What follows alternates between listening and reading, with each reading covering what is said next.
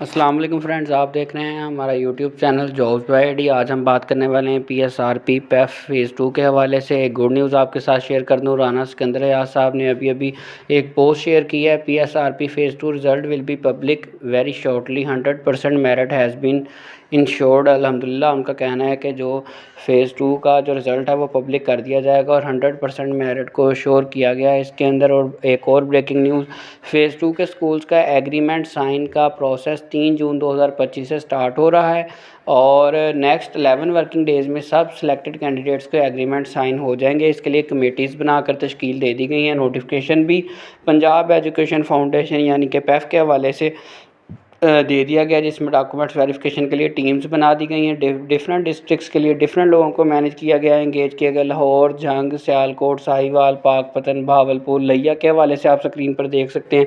नीचे उनकी टीम है जो डॉक्यूमेंट्स वेरिफिकेशन करेगी पैफ वालों की। इसी तरह चनियोट, फैसलाबाद, टोबा टैक्सिंग, गुजरांवाला, हाफजाबाद, नारोवाल, शेखुपुरा, कसूर, ननकाना साहब और बहावलनगर, इस हवाले से भी नीचे आप देख सकते हैं। Mister Mazhar Iqbal, deputy director NSP, और मुबीन अली, डिफरेंट नाम्स हैं जो कि उनकी कमेटी के अंदर शामिल हैं, जिन्होंने डिफरेंट टास्क कंप्लीट करने हैं जिस दिन एग्रीमेंट होने हैं।